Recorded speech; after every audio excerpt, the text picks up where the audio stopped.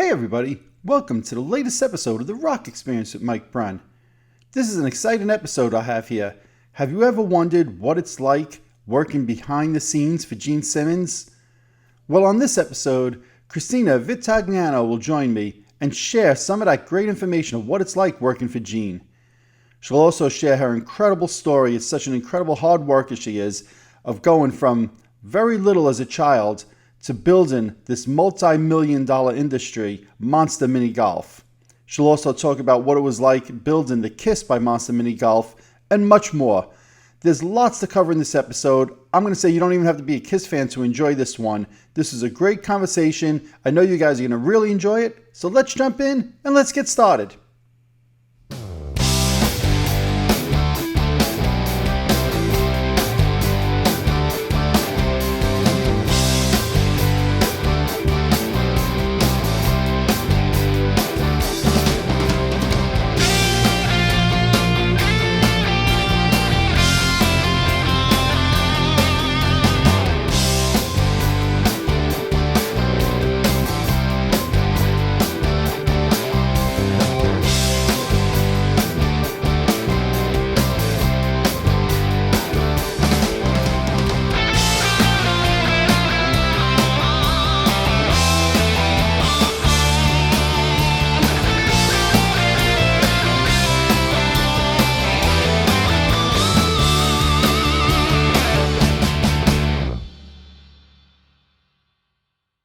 Hey everybody, welcome to the latest episode of The Rock Experience with Mike Brunn. Today I'm excited to have with me the founder of Monster Mini Golf, the founder of Kiss by Monster Mini Golf, Twilight Zone Monster Mini Golf, author of 2 books, the point person for Gene Simmons. I'm already exhausted just introducing you. Please welcome to the show, Christina Vitagliano. Very good. Awesome. Hi, Mike. How are you? You did a good job with the last name. You know what? I butcher, and my friends have made fun of me since I was a teenager. I butcher everybody's last name. And I've said this on the show. I used to butcher Rudy Sarzo's last name. And when I had him on the show once, my friends were like, you better say his last name right. There's no R or T. You don't butcher that name. So whatever. Hopefully I got yours close. You're fine. All good. Awesome. So, as I'm doing that introduction, the thought crosses my mind. What did you want to be when you were a kid? Because I can't imagine it was, hey, I'm going to own Monster Mini Golf and do these things with a rock band. No, none of that. All I wanted to be was an adult. I know that's weird. I just wanted to be an adult, wanted to take care of myself. So that was the only goal I had. Oh, yeah. Man. Well, that's, I think you've accomplished that. Yeah, I think I did. Obviously, I'm not sure an adult is the right thing to be anymore, but I say that to my kids all the time, who one's 19, one's 24. So the 24 is an adult now, but enjoy these years, because when you're adulting and you're working full time, and God knows you work full time plus, right? It's not as much fun as you think it is being an adult. Oh man. So obviously most recently, let's start with the most recent Gene Simmons event, if that's good with you, right? So you had that Vegas event, I guess it's about 3-4 weeks ago at this point. Working on it behind the scenes. Tell me and tell everybody watching and listening, how did this event come about? Wow. I guess, well, one day I got a call from Gene and says, hey, actually it came from McGee's office. McGee said, Gene's going to send all of his stuff to you guys in Vegas. And I said, what do you mean all of his stuff? It's kind of vague, right? So then I get, the call from Gene. He said, look, I'm moving out of my Beverly Hills home. And all of my whole collection is going to go into storage. But the more I think about it, if I buy a new home and it's all there, the only person who ever sees it is me and people that come to meet with me. He said, and I think it's time for everybody else to see my collection. So that's how phase 1 started. So then we thought, well, should we put it inside Monster Mini Golf? I'm not sure if we have the room. Should we move Monster Mini Golf, move our Kiss venue to another casino, which that's a huge project. We've already done that once. You've done that once, yeah. Yeah, and it costs a lot of money to do that. But so we actually started looking at all of our options. We did look at other casinos. Nobody had space that would kind of do what we wanted, to do. And then Gene came down to Vegas and said, let's do a walkthrough of your venue. kind of put a flag down in part of our venue and said, we can do it here. So that's how that part came to be. And then we ended up moving our wedding chapel, because we have the rock and roll chapel within our venue. We moved that upstairs. So that has its own venue now inside the Rio. So we gained some space. And then we started setting up the museum. But as we started setting up the museum, and there's like a bazillion items in that museum if you haven't been there, he has more than one of almost everything.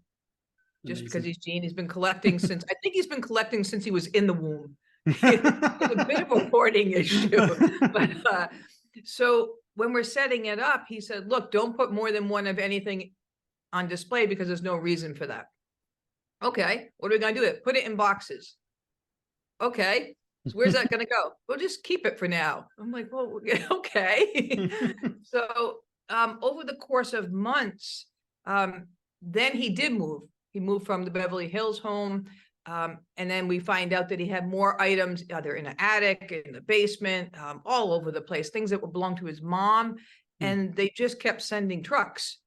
Dean would call us and say, look, I got more stuff coming to you. There was all in boxes, and it's on pallets wrapped up in boxes.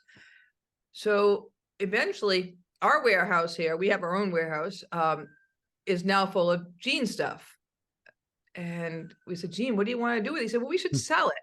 I'm like, this is so much stuff. It's going to take years and years to sell all this stuff. So we went back and forth with some ideas, and he said, really I want to hand it over to the fans. Let's do something special.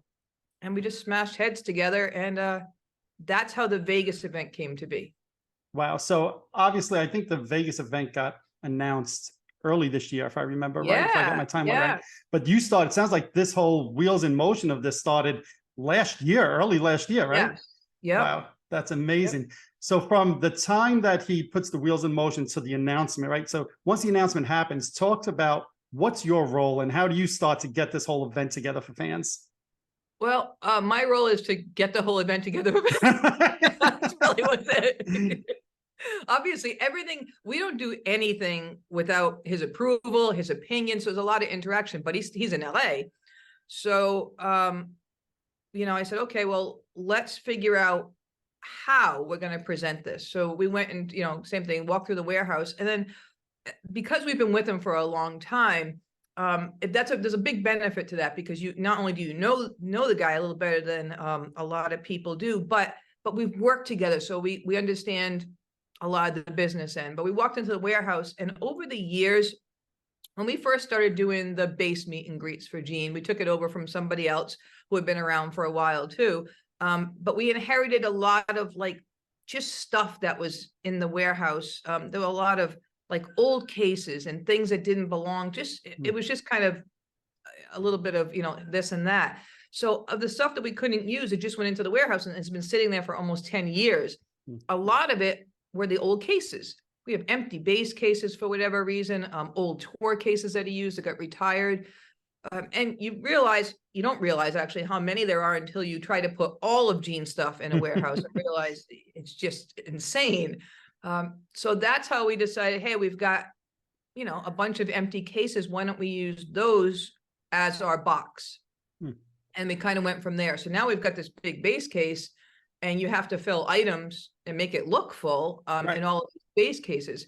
So when we first got the whole idea and the concept together, Gene said, well, what do you think you're going to sell? Maybe 25 or 30 fans will buy this and they'll come to this exclusive event. That's literally how it started. And I said, I think we might get more. You know what's weird? I find really unusual about Gene compared to the image everybody has of Gene. I'm not even sure if I should even say this, but but he's not the egomaniac that everybody thinks he is. In fact, sometimes he sells himself short. So, but I also am not going to say, no way, you're going to sell more, because he's going to then say, I told you so. And you never want to hear that. You'll never hear the end of that then. Just listen to what Gene says. That's all. So I thought, okay, well, 25 or 30, is that, and the next question is always, is it worth your time to leave your home, come out, spend a day with fans? That's very taxing on him. Sure. And even if he loves to do it. Is it worth it to you if we sell 30 of these and we sell them at $5,000 a piece, and you're giving away items of your own in your collection? Is it worth it to you? And he said, it's not about that right now. And this is a different Gene from year one, 10 years. Sure. And I said, wow, can I record that, Gene? He said, no, it's not about that. He said, these items belong with people who love them and appreciate them as much as I do. So, and I'm not even kidding. This is a different Gene in the last couple of years. He said, okay. And he said, in fact, let's make this really special. Why don't I bring a band in and I'll play with the band on top of that? We're like, holy cow, this is awesome. And let's make sure we feed them, because I swear there's like, I mean, he's Jewish and he has a Jewish mom. He just reminds me of my Italian grandmother, because no matter what we do, we have to feed them all the time. So we said, okay. He goes, but let's give them a really nice dinner. Go find a nice restaurant. Find a venue to do this in, because we weren't set on doing it at the Rio. We thought maybe we could find a whole venue, but as soon as, it becomes this traveling circus, there's only, you need a big place, right? So, so he added the band, he added the dinner. We had the concept, and then it all kind of came to be.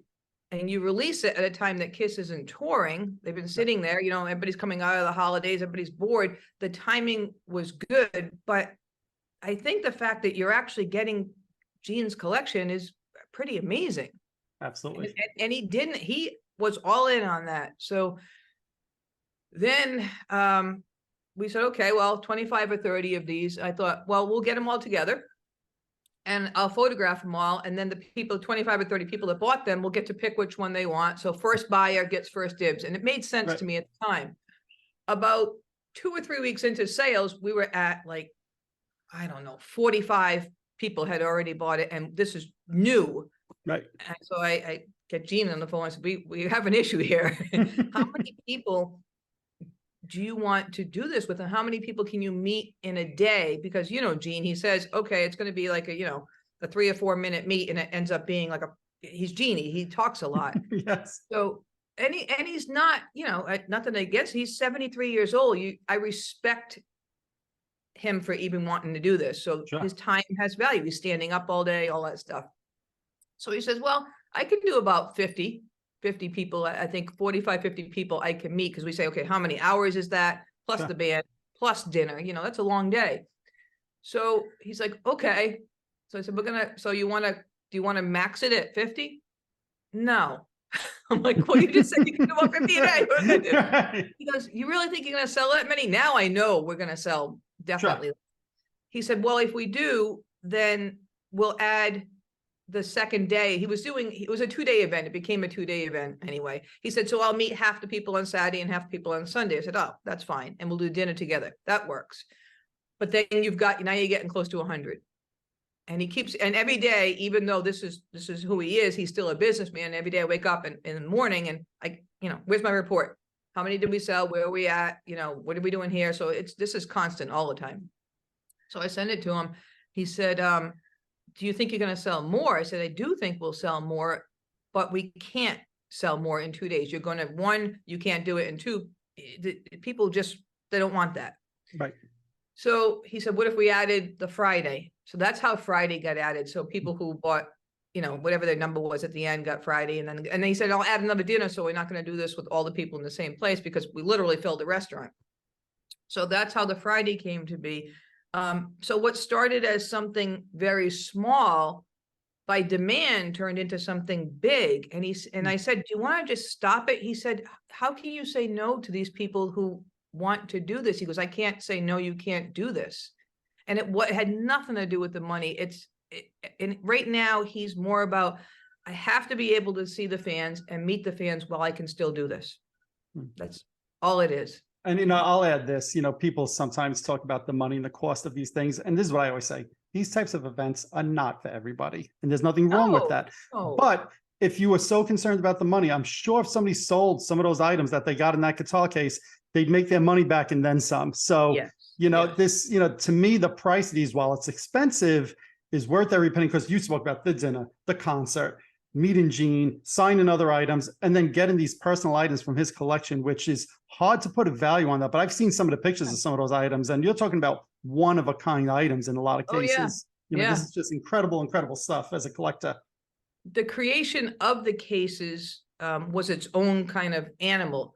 because Gene has obviously just, we didn't even make a dent. We had 100 and I think maybe 105 or 6 individual buyers plus their guests, and we didn't even make a dent in his collection. Wow. So that's, and those cases were full. Most of them had between 10 and 15 items in them. But you're right. It wasn't like Kiss Toys. Right. That was in the pop-up shop. So this was his, we tried to say, how do we make this personal for people? So it was unique. And what I love is also, and I don't know whose idea this was, there's like a little gold sticker on the items that said like this was, I don't know what it said, but a property of Gene Simmons or whatever it said. So whose idea was that? Everything is Gene's idea as far as if you're going to ask me, Gene's idea. Okay, there you go. Without this, it couldn't happen. But the reason that we wanted to put the sticker on it is if Gene hands you something that was his, you want people to know that that was his. And for you, you want to know that that was his, even if you handed it down to your kids. And so that's how that whole thing came to be. And I would want to know. It's just absolutely more special. Absolutely. Yeah. I also love you guys did like a commemorative dinner plate also. So that's one of the things with these Gene events is there's always these little gifts, little trinkets that are involved, whether it's the meet and greets or an event like this that, you don't necessarily, sometimes beforehand, sometimes you don't, but I love even just having like that dinner plate to commemorate the dinner was a nice little thing you guys did as well. I like that about him. If you go to him and say, look, we're going to do this, even with the meet and greets on the cruise, we always do something special for the cruise, just for the cruise people. I say, look, they're already paying this. They're not expecting anything else, but can we do something special? And I'll go searching for something, make sure it's not $1 million item, but it's something cool. He'll say, absolutely. That's not even how much does it cost. Was it? Yes, please do that. And make sure you feed them, but So for you kind of, running this whole thing, coordinating this whole thing, what's the biggest challenge for you leading up to the event? Oh, it became, I'm not kidding. Something that you plan on being 25, 30 packages that becomes 100 was overwhelming for a while. And then me, because I don't like, if I say I'm going to do something, I like to do something. The one thing I said I was going to do was, hey, everybody will get to take a look at it, pick yours, and then the next person gets to pick theirs. At 100 people, that became absolutely impossible time-wise, because you couldn't say, okay, you're number one. You've got 30 seconds to look through items online, pick yours, get to the next person. It would have taken us months and months, right? Sure. So now I have to let people know that. And then after that, you say to yourself, the amount of times I drove Pat crazy that we went through all of those cases to say, yes, there's enough items in this. This doesn't have the right amount of items compared to that case. I mean, it took months, but that's what we did because I didn't want anybody to walk away and say, I didn't get enough stuff. Right. And then in addition to all of that, and this is the upside, I guess, to being a base client over the 10 years, is that I know a lot of you. Sure. And it became personal for me too, because I said, I know this personality, I know this person, or I'd find something, I'd open a box and I found American flags that were given. He's got like 4 or 5 beautiful, large American flags handed down to him for whatever reason. Right. So I'd email him or text him or call him and say, look, I found this today. Do you want to keep it?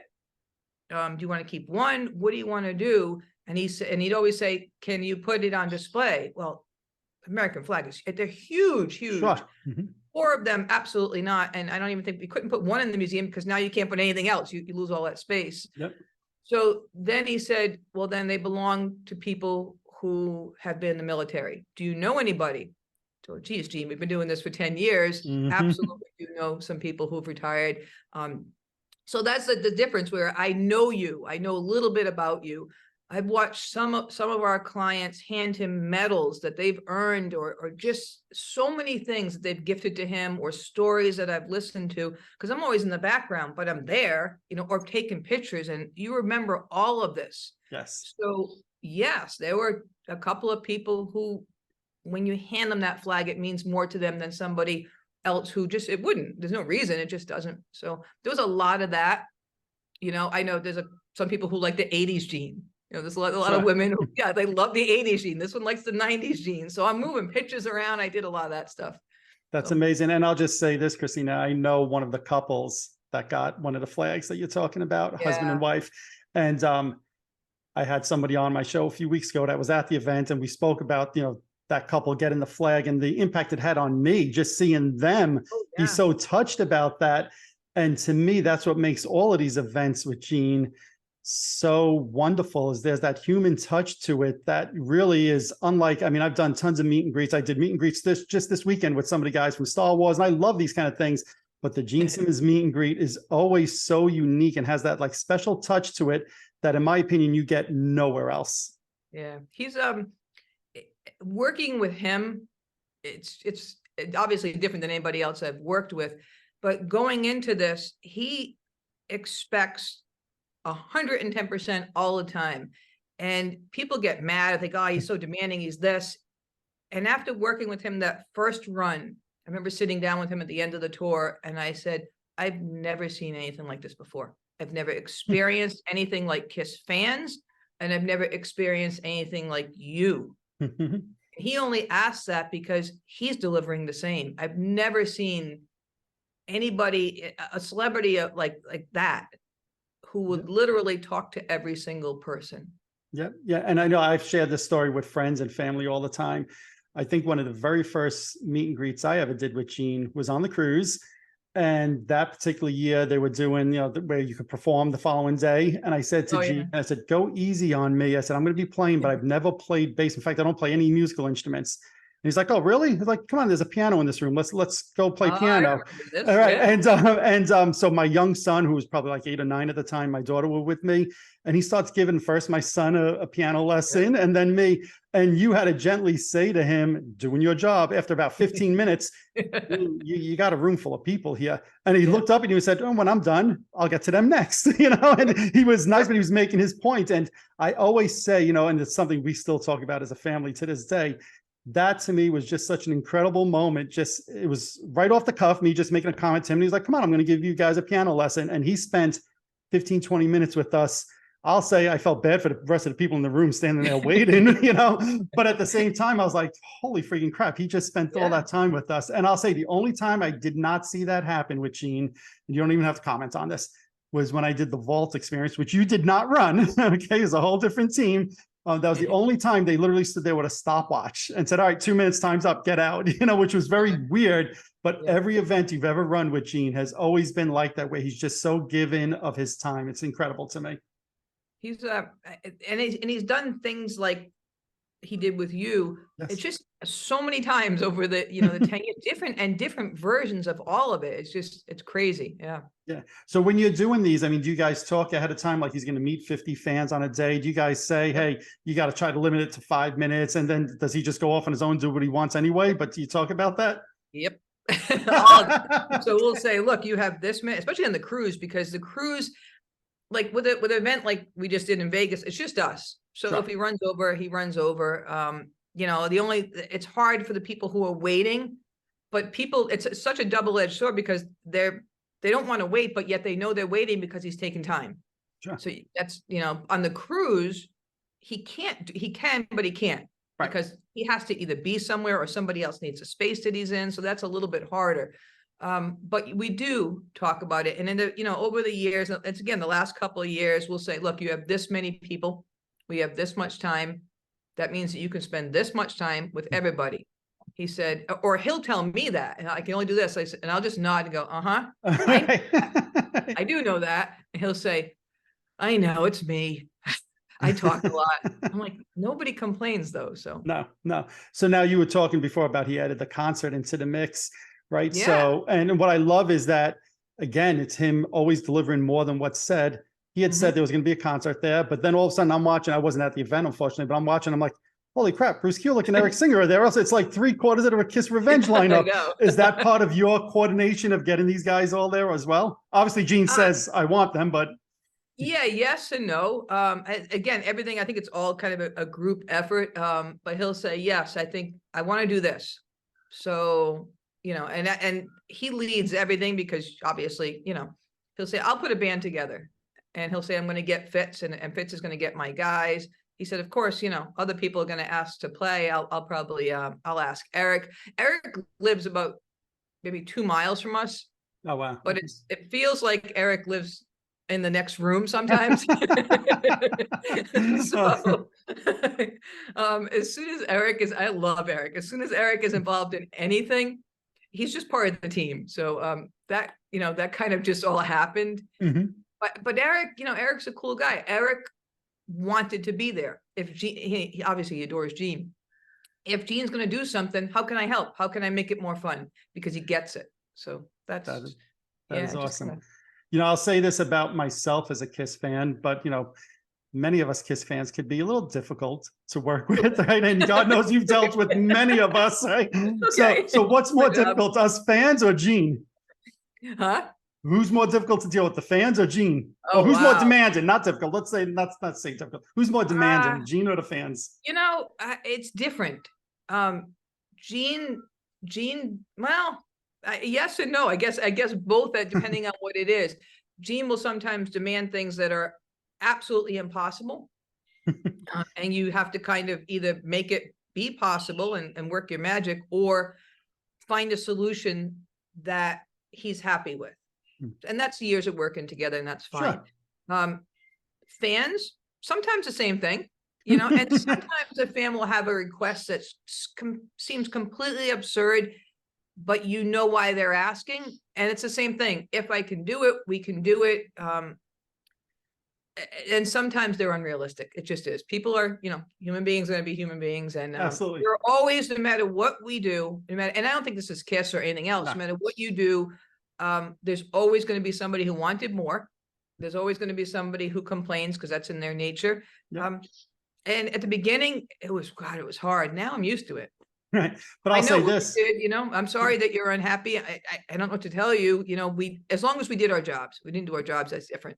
What I do like about Gene is, along those, the 10 years of meet and greets, we've made mistakes. We're not, we're human beings. One of my favorites, I'm probably getting off tangent. That's okay. And this happened a few times over the 10 years, but early on, he had a stage played bass, and you come off stage, and usually you'll meet Gene and make. I got one or two of them behind me there. Yeah, and he signs the bass for you. So, and this was in Houston. It was brutally hot. It was just horrible. And he gets off stage, and we have our clients there, and they're standing there. And this is Hab when Hab was with him years ago. So Hab's getting him off stage. He goes, "Just hang on, give me a second." He's just hot. Okay, no problem. And we're standing there, Now time is going, a little more time than normal goes by. I'm like, something's up. And Hab comes out to us, and he says, "We have a problem. Gene just forgot. He was in a mode. He was hot, and he took off all his makeup." I was like, "Oh no!" Now this is somebody who's meeting him for the first time. Sure. And they've paid a lot. I mean, you guys know they paid a lot of money for this. And obviously he's not going to get his makeup back on. That takes a long time. So, right. Oh my God, this is going to be a hell. This is going to be terrible. I have to tell these poor people that. So, I said, "Okay." He goes, "Give me a second. Let me figure something out." So he comes back. This is when they were touring. Def Leppard was with them. Okay. He comes back, and he said, and I swear with a straight face, he says this. He goes, "Joe Elliott is going to stand in for Gene." I'm like, "Okay." And that's your solution? That is, yeah. Just tell him, and then Gene will make it up to him, but just tell him Joe's going to stand in for him tonight. I'm like, "Are you serious?" So, Joe Elliott actually came in, and so there's one client on the planet that has a Gene Simmons backstage bass meet and greet where they met Joe Elliott. Oh, wow. Joe Elliott handed him a bass. Oh, that's the person that couple ended up having either lunch or breakfast with Gene during the Vegas residency, because he always says, "You know what? Remember that couple? Let them know. I will make it up to them." And when that time came, he did. Yeah, so, no, that's amazing. You know what? I mean, stuff happens, Right, of course, and that's a good consolation prize. I call it meeting Joe Elliott. I mean, that's. Yeah, I wouldn't mind that, and then having Gene for breakfast one time. Yeah. Also, that's a nice. So one of the things to me though, a takeaway for me is because I know a lot of people who were at this Vegas event. Not one person left with, even from what I heard, a tinge of a complaint. Everybody I know went, "Oh my God, it exceeded my expectations. Oh my God, Mike sending me pictures privately. Look at what I got in my case." It was just like every single person left with a huge smile on their face, which I think is just a testament to the type of event you put together. Thank you. Yeah. He delivered too. I mean, I was, 3 days of craziness, and he really did. He did a good job. Yeah. Now, obviously, it was such a success that he announced that he's going to be doing another event, similar but different, in New York, right? Yep. And we had announced that before this even happened. Yep. So he got excited about it. So one thing about, he's like a kid. You get into a project with him, he's like, oh, this is good. I like this, how this is going. But if you sold 100, then we could probably do another one. Right. So that's how Electric Lady came to be, because I said, you just don't do another one 2 months from now, because I'm not going to recover. And I realized this takes a lot of time to go. We went to get 100 packages together. We went through a lot of stuff. Sure. So you have to go through a lot and say, okay, this is more, this should go in the pop-up shop. This is good enough. Then he came in, he flew into Vegas and spent an entire day here just signing items, because he couldn't sign them while it was happening. It would take him too long. Sure. So the hours behind the scene, it was a lot. So that's how, when he decided to do something in December, he said, why don't I do something right after we come off tour? I said, well, people will love that. They get to see you after your last show. That's fantastic. And then Electric Lady, obviously fantastic. So obviously this event will be, and I don't know how much you could talk about it at this point yet, but this event's going to be a bit different than the Vegas. Yeah. Correct me if I'm wrong. It's not going to be a performance, right, with a band, but there's going to be a performance aspect in the studio with it, right? Yeah. It's a little different. So this event, I think, is more focusing on you being in Electric Lady Studios with Gene Simmons, which, they started there, and recording a Kiss song with Gene Simmons and his band. So he is bringing in a band. The band will record with you, so you're interacting with these guys.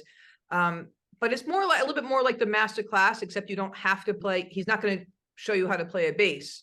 Right. There are people who are attending that do play instruments like guitars, bass, drums. So he might have actual people who bought, sit in, while they're getting the recording together and practicing and things like that. So it's really about as if you are a band member of a band going into a studio and recording a song. It's that exact kind of session. And at the end of it, you get some of his stuff too. So it's almost like the stuff, not that the stuff is secondary, but it's secondary to this experience, where the other experience, it was the stuff. And then we did a dinner and things like that. Right. Well, think about how many people can say that they've recorded something with Gene Simmons in Electric Lady. I mean, come on, that's literally a once in a lifetime type of opportunity. Yeah. And the studio does, obviously the studio is, it's a studio, even though it's big. We went to New York for last weekend. We did the walkthrough of the studio. So Gene has actually rented Studio A and Studio B. Studio A is where we'll record in. That's the big room. Just to walk in there, it just feels cool. Yes. I was actually in there about 5 years ago in Studio A, and it is like I literally had like goosebumps just walking through there and thinking the history of the place. Yep, it definitely has the vibe. And then Studio B we'll probably use for the presentation of your meat part and things like that. Yeah. And we won't have a giant pop-up shop because there's not a lot of room, but we will do something pretty special. So we got something planned. And I'll just add this, right? Because I've done the masterclass that you were talking about. I was saying before how I told Gene, go easy on me. I've never played an instrument, but he made it so easy for those of us like myself who didn't play. And the strings were 1, 2, 3, 4, not E, G, A, or whatever it's supposed to be called. And he just, had us sometimes strum open strings. And I'm quite sure there's Kiss songs that could be played on an open E string and have you on a recording. So, my thing to anybody who's sitting here watching this or listening and saying, but I don't play an instrument, that's not for me. Don't let that be the deciding factor. Because if I could be on stage for 2 hours jamming on a song with Gene, and I've never played a single instrument that's hanging on the wall behind me, then you guys watching and listening could do that and record with Gene, because that's got to be an amazing experience. He has this natural talent, and obviously he used to be a teacher, but to teach. And he takes you down to your level, which is huge. Yes. So if you can play, he's going to speak to you as if you're experienced. And if you can't, he's going to speak to you as if, you're starting from square one. So there's people who can't sing. And he's like, yes, you can. And I would be terrified. I would not want to be anywhere near that stage. So I'm laughing because Christina. Not them to sing. Well, no. So let me show you. So I can't sing to save my life. My friends have made fun of this for decades. I don't know they always say I've invented notes that don't exist when I sing. And on one of the master classes, Gene was like, and he points to me, get up on the microphone. I'm like, Gene, I can't sing. He's like, everybody could sing. I was like, trust me, I can't. Well, after about 15 minutes of trying, he was very patient. He's like, all right, can we get somebody else on that microphone?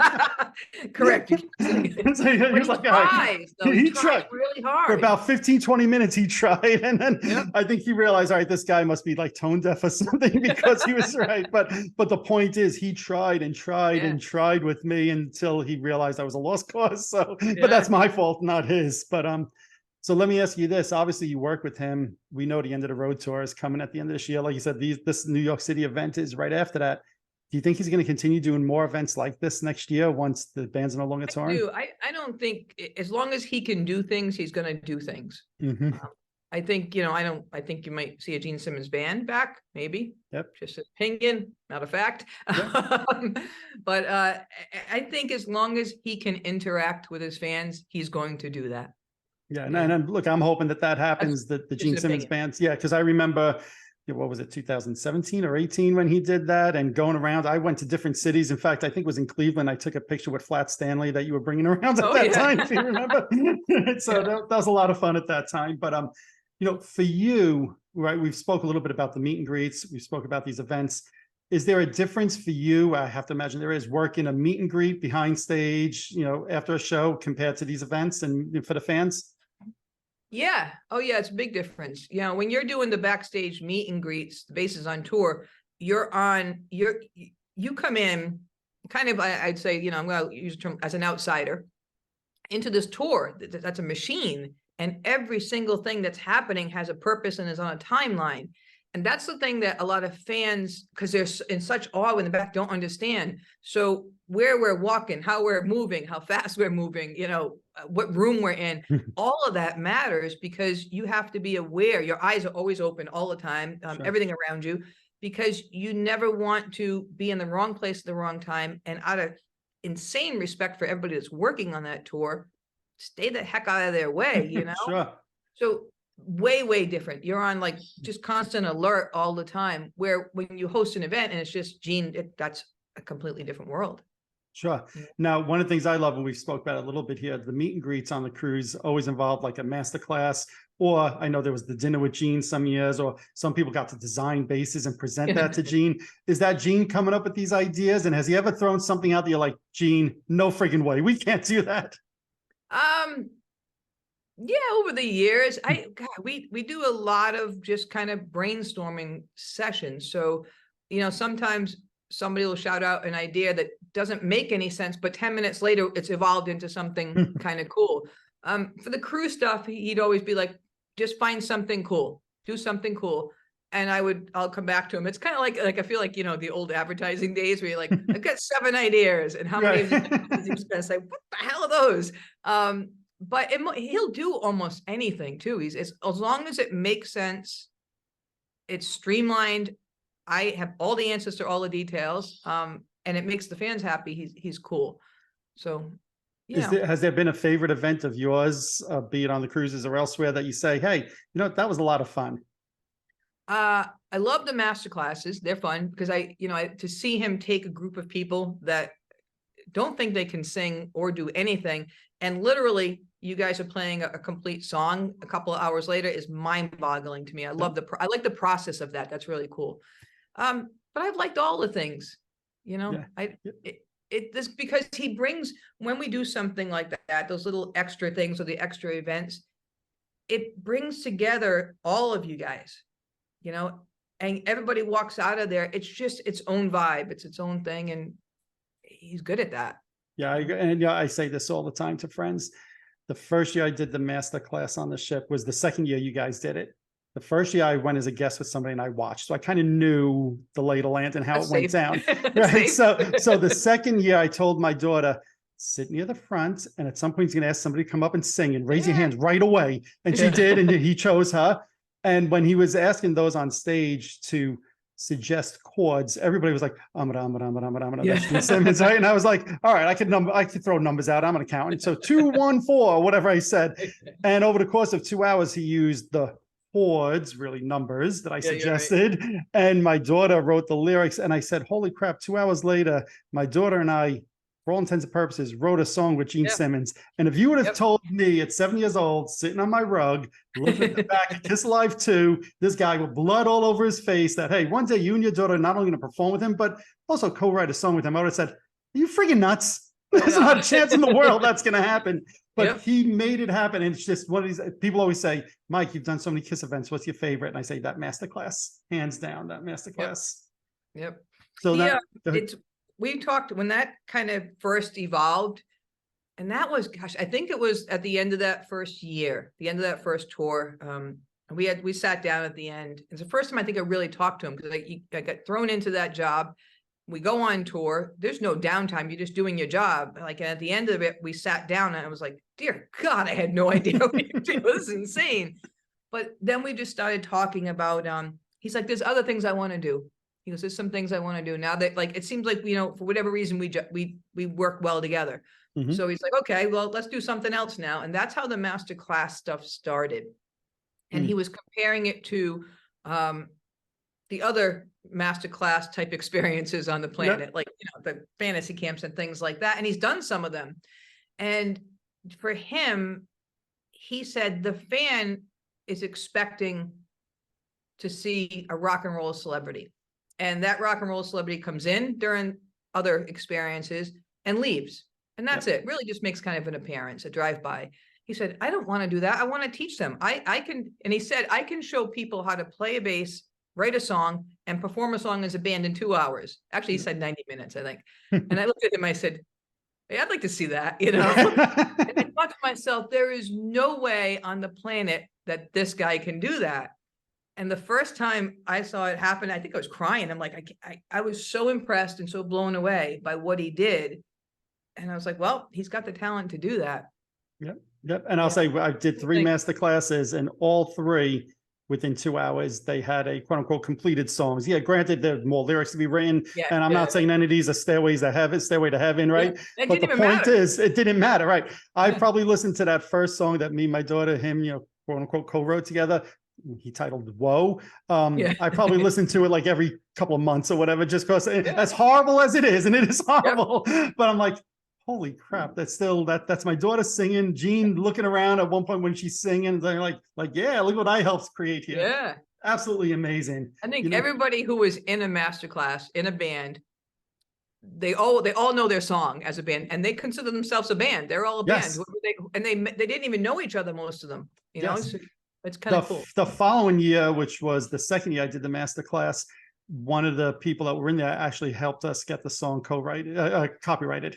Oh yeah. So you're probably with Holly Hernandez. Yes. I didn't want to say yes, absolutely. It was with Holly, and that was awesome that she did that, and just absolutely amazing experience. So now let me, besides all that, what I find amazing is you're coordinating all of this, but then the event itself, you're also the photographer. And you're taking thousands of pictures and amazing pictures. So, I mean, did you do photography as a child or whatever? So, because your pictures are incredible. So just talk about doing the photography as well. Yeah, I did when I was younger, back in high school. It's always been a passion of mine. And then obviously, you grow up and you get a job, and my first job was with Underground Camera, which is a New England chain way back when, in the 80s. So I used to sell cameras, photographic equipment, all that kind of stuff. But then, life goes on. So I hadn't really picked up a camera. God, I don't even know how long, probably 20 years. And then when the Gene thing started, I remember the first one, he's like, yeah, just use their cameras, use their cell phones. Now, 10 years ago, your cell phone was crap. I mean, really, it was terrible. And I thought, holy cow, these people are walking away with these cell phone pictures. It's just not good. So the next time I just brought my camera with me. And then it just ended up being, it's a big project. It is. It took on a lot. But I think over the years, part of the reason why some of these people do the experience is because they've seen other people's photos. And then if you do a stage experience, then obviously I'm shooting Gene on stage. So, that's huge. So you get your bass and you get to see him playing bass, and it's an actual, real photo. So And what I love with the photos that you were taking is it wasn't just the pose, hey, everybody get together with Gene, take a quick picture. At least the meet and greets I did, you were snapping pictures the whole time he was signing the guitar, we're talking. All of a sudden I'd get a package of like 15, 20, 30 photos. I'm like, I had no idea that this was even happening while this was taking place. So, and I love those candid shots. Yeah, that's I enjoy that. So that's me just having a real good time doing what I do. But to capture your expressions with him, or even his sometimes, because his are Sure. amazing too. But to see that together, or the amount of the emotions in those photos are crazy. So it's, it's weird. If you were taking your own photos with your cameras and your phone, you're not going to have that. Sure. Because part of it is, oh my God, I can't miss a picture of Gene Simmons. I don't want to miss this, Mhm. but you're missing the experience. Exactly. And I always tell people, just leave him alone. I'll do that. Just enjoy what you've paid for, Yeah. and you'll see it later on. But yeah, now it's hard because as he's older, he likes less lighting. Okay. Huge challenge. Luckily, the cameras keep getting better. So one of my newer camera phones actually takes better photos I had to download a program than my actual camera in low light. So it depends. So I have to kind of juggle things around, but it's the same thing. You want the experience. You don't want to see yourself or not see yourself in all your photos. You see him. Right, exactly. Weird. Now, I hope I don't put you on the spot with this, but you posted this, I want to say 5-6 years ago, right? So I think you're open to talk about this. I know people, because I remember you posting this on Facebook once, people always ask you, how'd you get so lucky to work with Kiss? So, and I remember when you posted that, it was a great story. So do you mind sharing that? Yeah, gosh, I can't remember what I wrote, but I always say it's not luck. I obviously earned that. Yes. I'm not a Kiss fan, so I think it's weird. Some Kiss fans feel that if they've been a Kiss fan or they're more of a diehard fan, then they've earned the right to whatever. I don't even know what that is. Nope. So me coming into this, especially being a business person owning a Kiss venue, people get, they get tweaked a little bit. Mhm. But when we met, the first time I met Gene, I just clicked with them. I'm like, there's something about this guy that we're going to get along.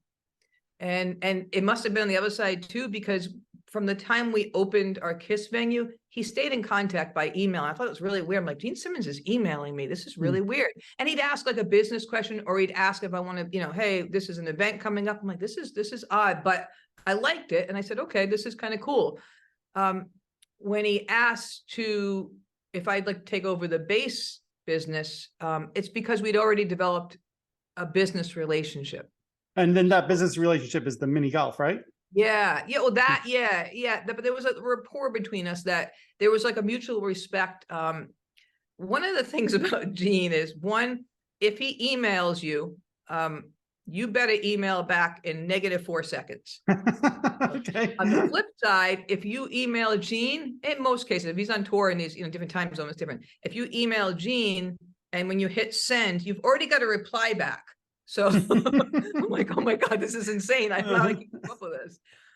So there's an immediate demand on your work ethic when you're working with him. And at the beginning, I would say the first 3 or 4 years, and I laugh about this now, it felt like every time he contacted me or replied to something, it felt like my computer was punching me in the face. It was like just going through Gene Simmons boot camp. I'm like, I'm going to do it. I'm just going to suck it up and do it.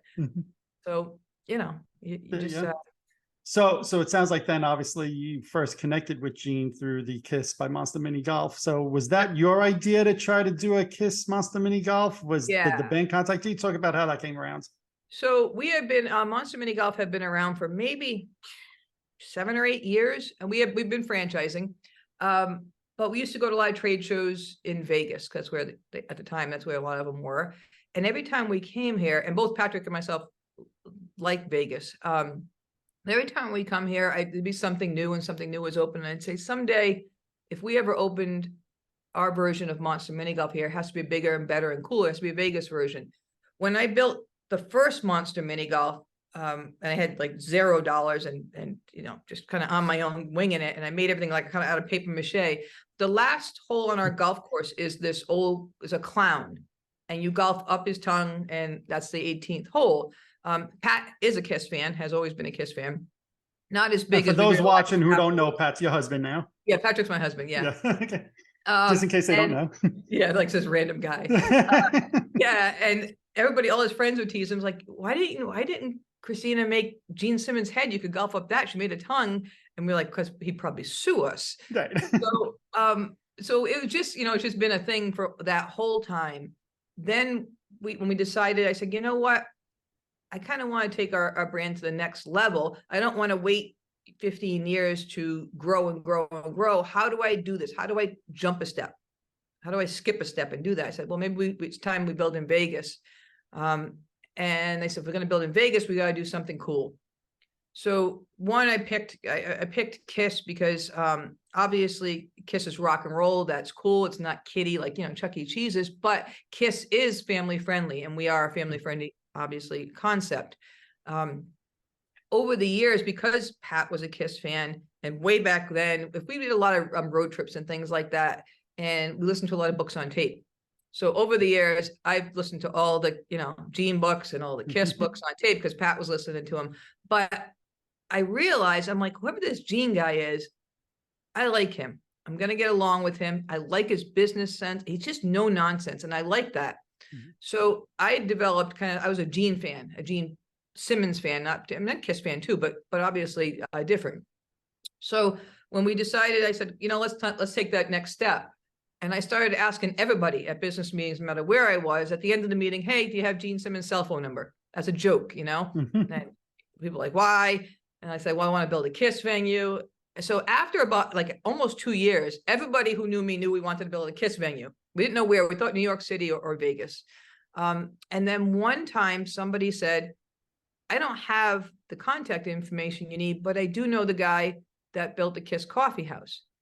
And the guy that built the Kiss Coffee House is from Rhode Island, and that's where we lived. I said, what are the odds of that? Yeah, really? Let me connect you with Brian. So Brian Galvin, who originally built the first Kiss Coffee House, he called. We got together, and he said, whatever you're doing here is really weird and cool.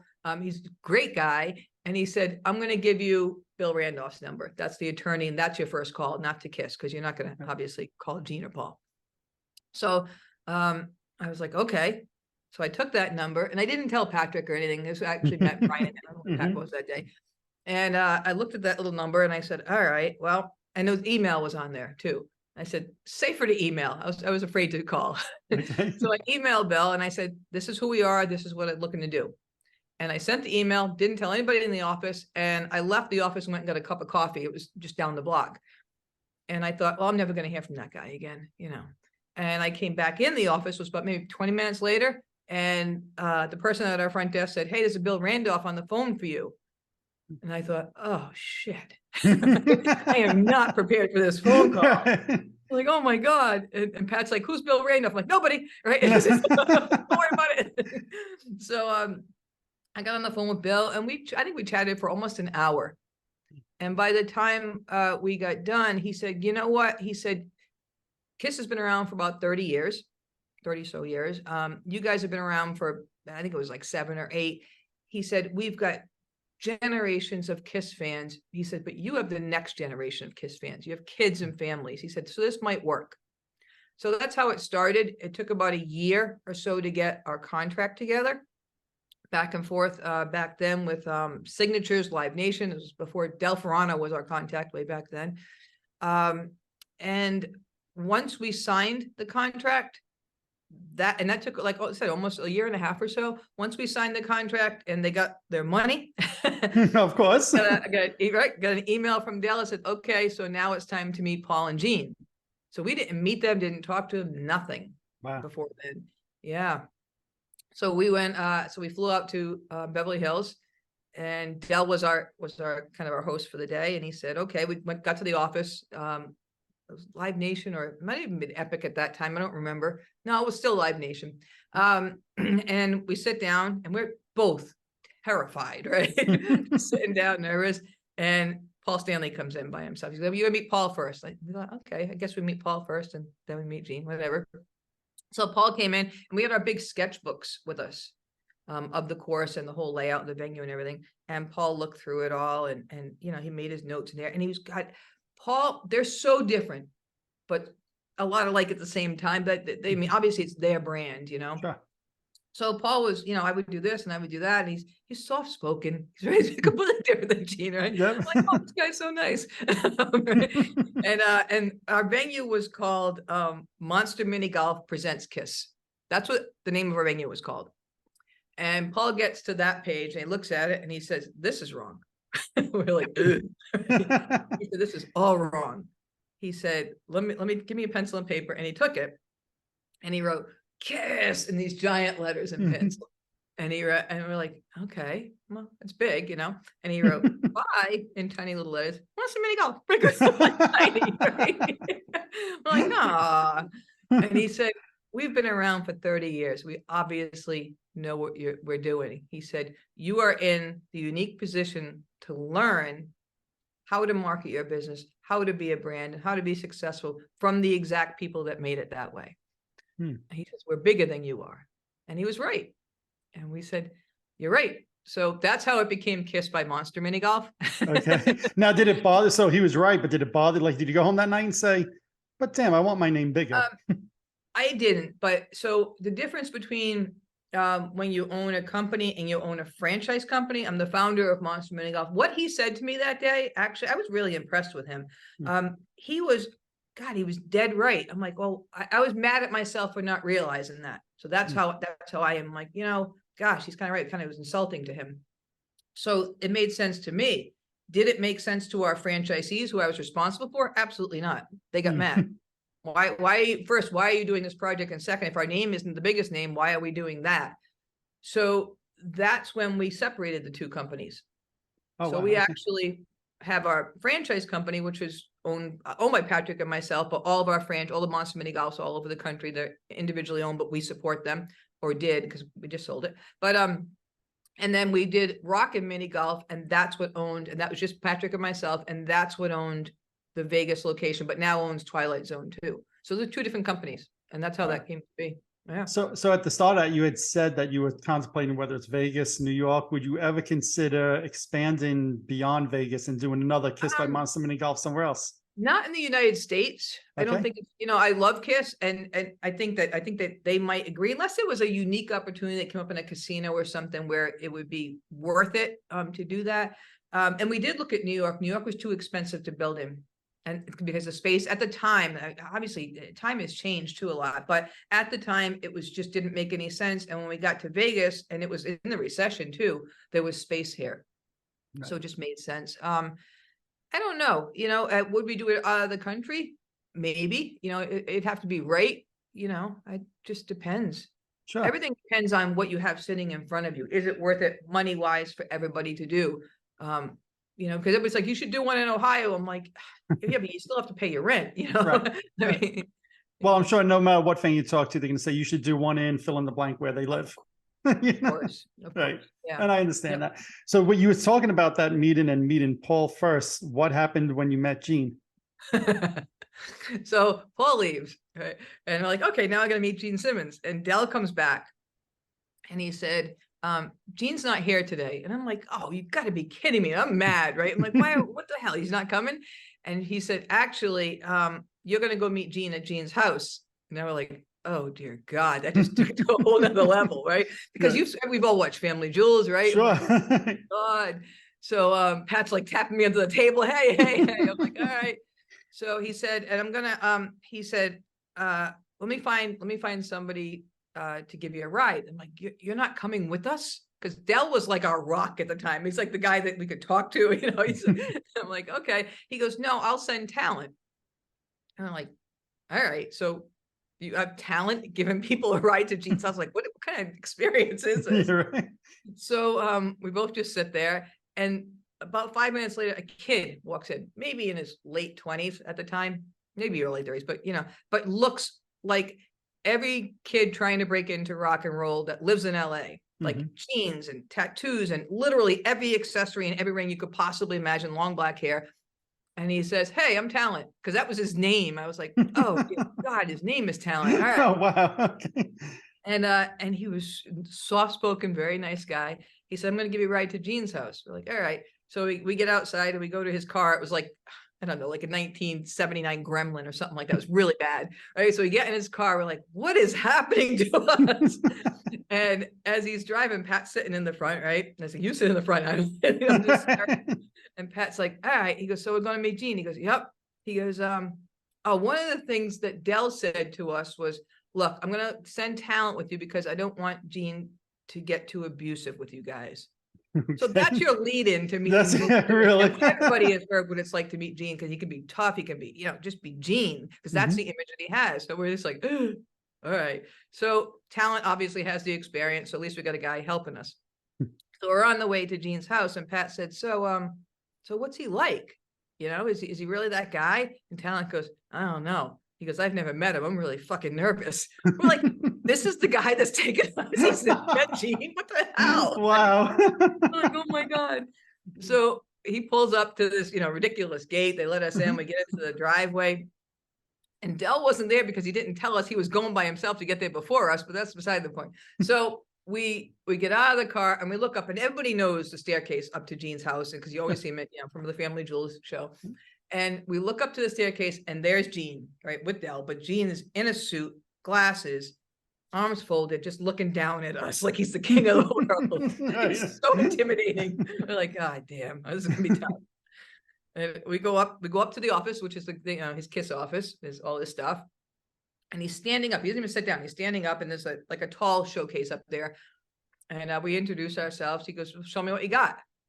I'm like, oh, this is starting off rough. Right. So Gene's standing here. I'm standing next to Gene. Pat's a little bit further down, and Dell's in the room too somewhere. Dell's just like wandering because he knows better, I think. So I open up the sketchbook, and we have made 2 different sketchbooks, which now we know so well why these things are done. But one of the things that Dell said was, when you get all your sketches done, he said, make one for Gene and one for Paul. And the one for Paul, make sure that all the Paul stuff is up front. And the one for Gene, make sure all the Gene stuff is up front. We're like, what the hell is that all about? Yeah, now we know.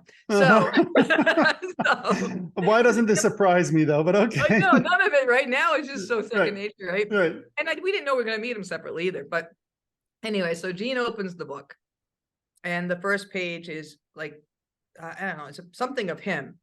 And he goes, good. And he turns the page. And the second page is another prop that has him in it. Might have the whole band. He's like, good. He turns the page. And the third and the fourth page were like other things, other band members or just overviews. And he was like,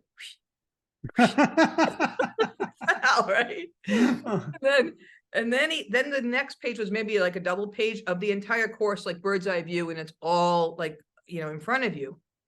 And he looks at me and he says, and I got so mad at him, right? I'm not even sure if I can say this, but he's like, is this indoors? Now, we've been working on this project for, like almost 2 years now, all these sketches back and forth, because a lot of things didn't get approved as far as props. And it was all good, but it's a long time, we've been in this. Monster Mini Golf, which is our brand, and I am proud of, have been in business for years and years. And I'm like, oh, right? He goes, is this indoors? And I went, of course it's indoors. We're building this in Vegas. It would be hot. Right. So instinctively I answered, which I think if I was nervous and thought about it, like, if I wasn't nervous, I probably wouldn't. But I did. I was kind of mad. And he said, how big is this? And I said, it's about 12,000 square feet. Now, this is when I actually got to know Gene Simmons. And he says, 12,000 square feet. And I'm like, yeah. He goes, wow, that's almost as big as a house. I went, 12,000 square feet, almost as big. Whose house is 12,000 square feet, right? So, I was still like kind of wound up from the whole, is this indoors? And I looked at him, I'm like, your house, maybe. Right. And he doesn't blink an eye. And he turns and looks at me very direct. He goes, nothing's as big as my house. And I went, I just met Gene Simmons. That was it. But he was funny. He was good. But that first few years, business Gene and developing a business relationship with Gene and staying in that business relationship with Gene, there's a process. It's like boot camp. But what I'm taking from these stories is that what very tiny little bit I know of Gene, obviously you know him a lot better than I do, but I think he probably appreciates that A, you were a smart businesswoman. B, you came in with a good idea. C, you were flexible. You weren't just saying, no, Monster Mini Golf is going to be in 72 fonts and you're going to be in 8 fonts. You're open to hearing their opinions. And I have to think he appreciated even the fact that you would be very forthright with him about, yes, this is indoors or whatever it was, that, you probably I'm going to guess you probably sound like you knew what you were talking about, and he appreciated that. That I did. I'm like, this right, is exactly. Brand, man. Right, exactly. This wasn't your first rodeo. Like you said, you've been doing this for whatever, 7-8 years. And I have to think that that's part of what drew him to say, this is the woman I want to work with because she knows what she's doing. Yeah, we just click. He has, again, it was like, wait, it just seems like so long ago now. He'll have, at the beginning, when he used to kind of email or call back and forth, the first time we were emailing back and forth, this is through the process before that. I finally got to the point back and forth the emails sometimes because I'm going to be honest with you, sometimes he doesn't read all the emails and he'll answer the 3 words that he read, which has nothing to do with the rest of the emails. So you have to learn to speak Gene, which I've done over time. But finally, one day I was just getting frustrated. I said, can I just talk to you on the phone? Like, do you have it was like the Wizard of Oz, like, do you speak? And he said, yes. I'm going to call you in 2 minutes. And we were at our PR office in Vegas at the time when that happened. And the phone rings and our PR person loves Kiss. She's off she's nuts. Oh my God, Gene Simmons is calling. Gene Simmons is calling. So anyway, so she puts him on the phone. And the first thing he says is, Christina? I'm like, yes. He said, okay, before we do anything, I'm going to teach you how to communicate with Gene Simmons. And my PR person was like, I'm out. I'm all done. That's great. That's great. I was like, oh my God. Use as little words as possible. Speak direct. I don't want to get into, what your cat ate for dinner. And I'm like, oh God. But it was funny because if you ask my husband, that's how I am. I'm like, just 20 words, just get to the point. Just get to the point. Right. Yeah, I was fine with it. I was like, all right, I'm good with that. Right. Well, that's he has a lot of those kind of rules. Really. No. And I'm not surprised because when you're juggling a lot of things, you said you're like that also, right? So when you're juggling a lot of things, you want information come to you straight to the point so you can make a decision, move to the next thing. So it makes sense to me. No, that's one of my favorite things about him. Right. Yeah. So obviously the mini golf, both your Monster Mini Golf, which like you said, you just recently sold, but that took off and huge success around the country and I think Canada as well. The Kiss thing took off and you had to move the Kiss location a few years ago. Why did you decide to move it? Actually, Caesars approached us and said, hey, we have some space in the Rio. You interested in moving? We're like, moving? Holy cow. That's going to cost a fortune. And they said, well, maybe we can make it worth your while. And they did. That's awesome. So that's how that happened. And then Bally's, which is now the Horseshoe, also owned by Caesars. So they had more space after they, we developed a relationship with Caesars. And that's when the space came up for a Twilight Zone venue. And obviously over the years, I know Gene's been there. In fact, there was a hilarious post he made a few months ago where somebody actually saw him while he was in like the exhibit. And they're like, oh, we didn't know Gene came with this, which I thought was hilarious. Right? But Gene's been there. I think Ace has been there. Bruce has been there. I think Gene had his vault experience there. So clearly it's been a huge success for you over the years. Yeah, everybody has visited at least once. We have never had Peter. I know Peter's East Coast and, but over the years, Now, the vault experience that you guys did there, was there anything, for that event that you can remember you could share with fans? Wow. That seems like so long ago. I mean, it was a big event. My favorite part was, I think that's when Paul did the Q&A with Gene. So that was hilarious. Yes. To see those two. And one of my favorite things about when I'm on tour with them, obviously the show is fantastic, but I try not to miss the sound check session, because along with the music, you get those two and see those two back and forth and bicker and be funny and compliment each other. That's years of being together. You can't, that's hard to see anywhere else. They can poke each other, but in the end, there's a respect no matter what of what they've accomplished. So that's kind of cool. So obviously you've been a very successful businesswoman, even outside of the Kiss spectrum on your own, but would you say there's anything from working with Gene that you've learned over the years that you apply into your business world? Oh God, yeah. I mean, I probably couldn't even list it all because it becomes second nature to you. And over the years, I think I've emailed them where I've hit a snag or I was up against something tough or legal stuff. I mean, all kinds of weird stuff because business got big. I do something and I leave. And at the end of the day, I'm like, I know why I did that. I know why I just accomplished that. And I just email him and say, hey, thanks for allowing me to work with you. Do you think he'd ever admit to learning anything from you? I have no idea. I'm sure he did, but he'll never admit to it. I learned to say, I have no idea. There you go. Very smart answer. Now, to me, what I love is that obviously over the years, you've had a good connection with him and even wrote a book, right? Gene Simmons is a powerful, attractive man and other irrefutable facts, right? Which was like an authorized parody. So talk about that book a little bit. That came to be when, remember I said when he emails, you feel compelled, you have to email back immediately. And I am also like that. If I email somebody or if I'm conversing, I want a response very quickly. So I get that, but he's a little bit like next level. So I remember I was driving, I think I was driving home from work one day and my phone buzzed and it was an email from him and I was at a red light. And I looked at it and I'm thinking, oh, man, all right, I'll try and answer it before the light turns green. Light turned green. And I'm like, I can't do this. It's really busy here. Right. I'm like, God, he's going to get mad. I'm like, who the hell does he think he is? Chuck Norris? So I went, hey, wait a minute. So I got home and I said, hey, Pat, I have an idea. And he's like, are you going to tell Gene the idea? Because he might just be mad. I'm like, I know. I said, but let me get some stuff together and we'll get a bunch of examples together and we'll send it over to him. So I put it in like little book format. It took some time and I sent it to him. And he gets back to me and said, I love this. He said, do more. So we would just, Pat and I would work on it together. I'm like, gosh, here's a subject, here's this, here's that. All right, I've got 10 more. I'll send them over to him. And he'd be like, do one for my glasses. Like he got all into it. Like, all right, whatever. So yeah. Well, his deal was actually everything with Gene is if you want to do something, you have to earn the right to do it. It's not, he doesn't gift anything to you. And I love that because again, I'm the same way.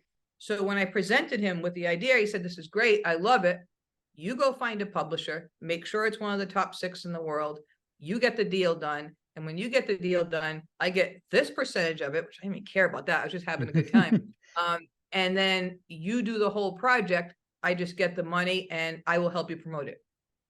Okay. I was like, I got to do what? I got to go find one of the 6 publishers in the United States and I got to get a book published and I got to get a contract. Okay. Yeah. So I did it and Random House published that book.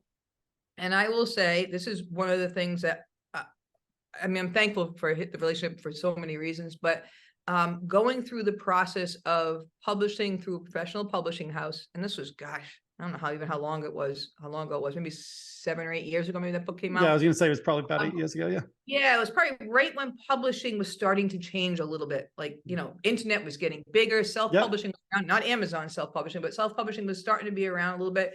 But publishing was changing. And my experience that I had was interesting and very educational. And I learned that if I ever wanted to publish, my whole goal, the reason I started Monster Mini Golf was to publish my book. So if I ever want to publish my book, I'm going to seriously think about how I get it done, who I'm dealing with, what I want, what I don't want, because I've experienced this with Gene's book. Yep. So that was one of the most valuable lessons in the world. And one of the reasons why I self-published when I did. Right. So you're talking about publishing your own book. Obviously that's not the Gene. So the Gene book was the first book, correct me if I'm wrong, the first book you published, but it wasn't. So like you said, you started the Monster Mini Golf because you were working on your own book for, I guess, a number of years, right? Which is called, Every 9 Minutes, which, we've been having a lot of fun talking about a lot of great KISS stuff, but that book is a very serious book. And I'll let you say as little or as much as you want, because it's, maybe a touchy subject or whatever, but just talk about that book, however much you want. I did. I started Monster Mini Golf because I had spent about maybe 6 months of my life, when I was, back in my mid 30s, writing a book of my life story up until that point anyway. And when I got done writing it, I learned that it was going to cost a lot of money to have it published or edited before I could even ask to have it published or try to have it published. Patrick and I come from no money, like less than no money.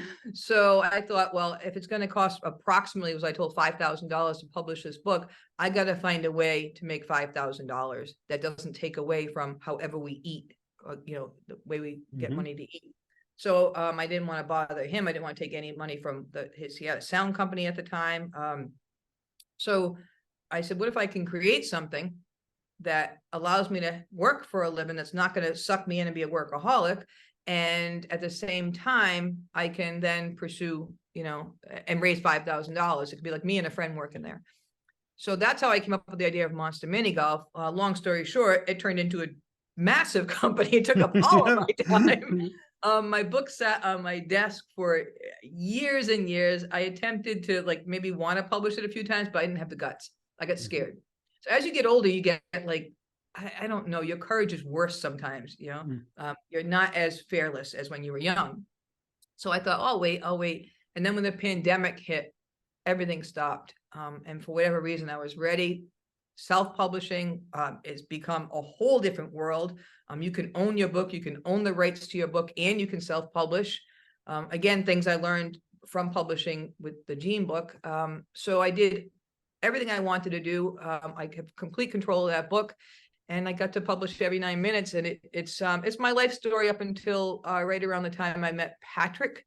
But it covers some dark subject. It takes place from the time I was 4 till about 30. So it's like the 60s all through the 70s, 80s, and 90s, and not a lot of pages over that. But it covers child abuse, growing up as an abused child, and how to overcome, because you're never going to forget it, you're never going to own it, but how to let it not own you.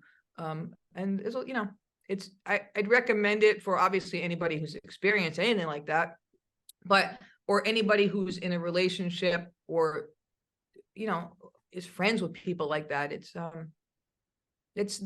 what I would like to do with the people. Say, what do you want to do now that you've sold Monster Mini Golf? And obviously Gene's a little active, so I'm busy. But what I'd like to do is public speaking on this subject and things like that. Correct me if I'm wrong, you've sold over 10,000 copies of the book so far. Is that right? Oh yeah. Yeah, it's holding its own on Amazon. Yeah, I'm close to I think almost 1,000 reviews on Amazon, which is a big milestone for Amazon itself. But yeah, I was reading some of the reviews, and I don't know if you do, and one of the reviewers said, and I thought this is great, you are your own superhero. And I thought that was a great comment. Would you agree with that? Are you your own superhero? I think Gene tells everybody to be their own superheroes. Remember, your biggest fan. I'm not very good at it, I would say. I'm not, I give him a lot of credit for saying, I admire that about him, and anybody that says, I rock, I am the coolest thing on the planet. I don't have that in me. So usually if you compliment me, I'm going to kind of go elsewhere. Just plugging along. But for that particular subject in that particular book, people have said to me, why would you write that? Why do you want to share that with the world? Or why would you do that to your family? Which is an insane thing to say to anybody. Of course, that's what I thought as you said those words. I'm like, what?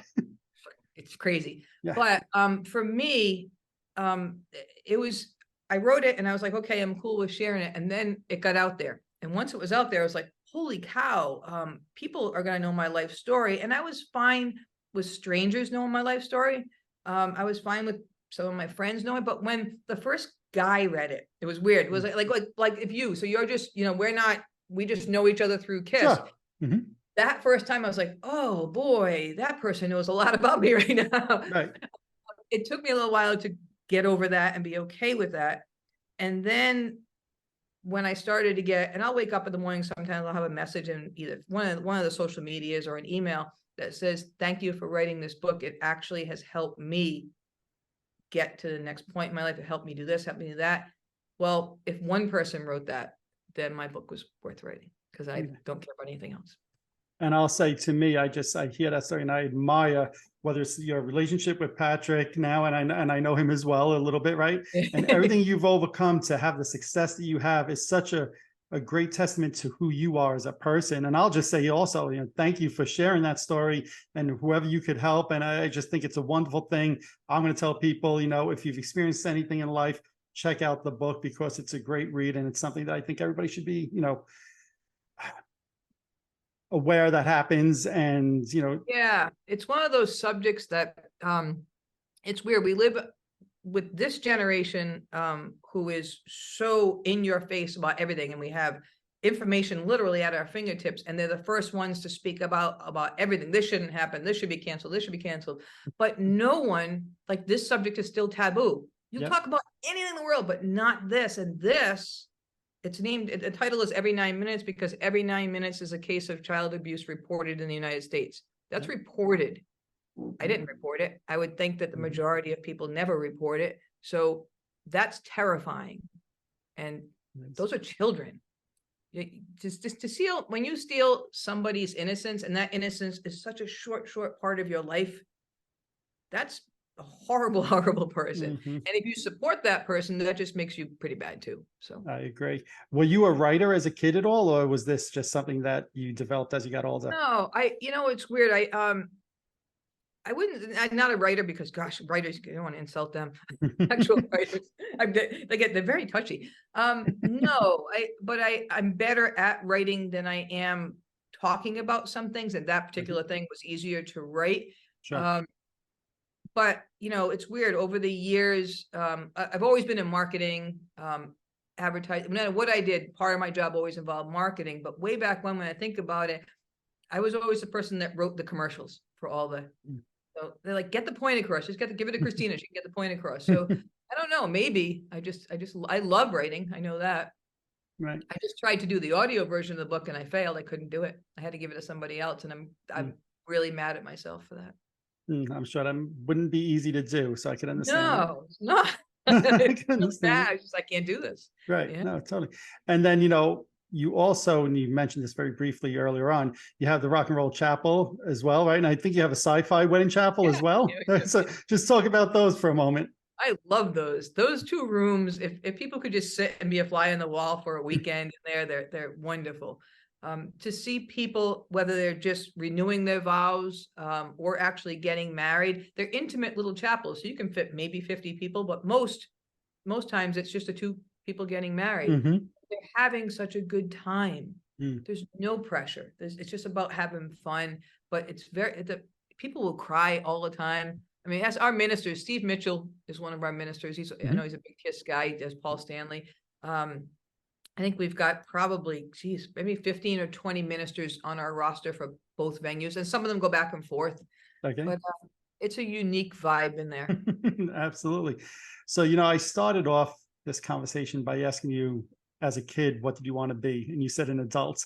And just listening to your story for the last, hour and a half, to me, what you've accomplished, you clearly mastered being an adult. And whether it's the mini golf, whether it's the chapels, whether it's working with KISS, the KISS mini golf, the Twilight Zone mini golf, you've clearly had a tremendous amount of success in your life. If you now could go back and tell that 10 or 15-year-old girl all the things you'd accomplished, what would you say to her? Wow. Speak up. Oh man. Well, I was quiet. Is there anything else regarding any of the things that you do, KISS or non-KISS even, I don't care, that you want to make sure that people who are watching this know about?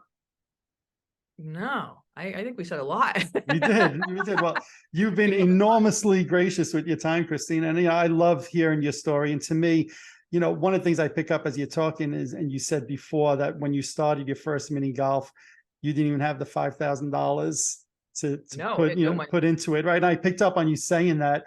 And to me, that's, I don't want to say one of the greatest parts of the story, because I don't mean to put that, down or whatever, but the fact that you were able to build from nothing, right, into this major success story is what I absolutely love. And it reinforces that people who have a strong work ethic and is a good person and works hard. And even when you said, like, when you presented to Gene the book, you didn't just go in with an idea. You had some pages already developed. You always go in prepared. It's one of the things talking with you this whole time, no matter what you're doing, I always hear you saying how prepared you are. And that's why you've earned the success over years and decades that you've had. Thank you. And before we go, because Gene would be mad if I didn't do this, Gene Simmons ElectricLadyStudios.com. Yep. That's exactly what I was going to say next. Yes. And GeneSimmonsActs.com are the backstage experiences. Yes. So, and let's just talk. So the backstage experiences right now, last I saw, only New York City was not up. Maybe something's changed in the last few days, right? But all the other cities are available right now? All the other cities are available. And it's only because they're not doing any backstage experiences for those two shows. It's a lot that's going to be going on. I'm sure media is going to be all over the place for Sure. them, but we are going to have Gene's bases, stage bases, only a few of those from each show that'll go up for auction.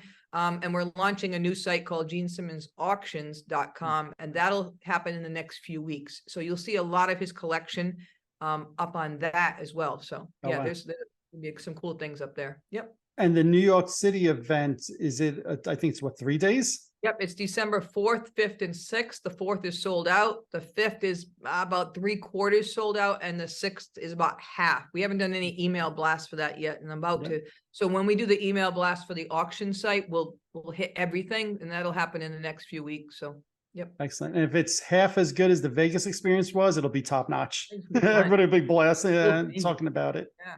And to be able to talk to Gene after he's done. Like that's its own thing. Absolutely. And not only just after he's done, but right after he's done. I mean, we're talking about, 48 hours, 72 hours later, you have a chance to, be an emotional time, I think. Yeah. Oh, absolutely. And you know what? A lot of people I know, a lot of fans that say, oh, this isn't really the end. And you've mentioned before, Gene's 73, even if it's not the end, I mean, how much more could these guys do in these high heeled boots and makeup and all of that? It's just, I do think this is the end. Yeah. So I do too. I mean, maybe, you might see a one-off show. I think that just because they're trying to not say this is, what happens if somebody says, look, we want you to do an event in wherever. One-off, that is what it is, but you're not going to see them on tour, Right. No, they've been very clear that this is their final tour. It doesn't mean it's the final show ever, but it's the final tour. But for so many people, it probably will be the final time seeing them. Yeah, I agree. Yep. Well, Christine, I want to just thank you not only for your time today, but for making the experiences I've had meeting Gene over the years wonderful. And, it's never lost on me the work that you and Patrick, I want to give him his props also. Yeah, the both of you guys have been amazing, helping, with the events. You guys help make them memorable experiences. And to me, there's a reason Gene has worked with you now for what seems like at least a decade. And, just thank you for everything that you've done. Oh, thanks, Mike. Thanks for having me on. Absolutely. Thank you. And everybody, check out Kiss Monster Mini Golf. If you're in Vegas, check out Christina's books. Go check out the backstage opportunities, the Vegas, or anything else that we spoke about today. So thank you, everybody, for watching, and see you guys soon. Take care. Bye, Mike. Alrighty, there you have it. I'd like to thank Christina for being so generous with her time, giving us the inside scoop of what it's like working for Gene Simmons, as well as what it's like building Monster Mini Golf from the ground up, and being an author.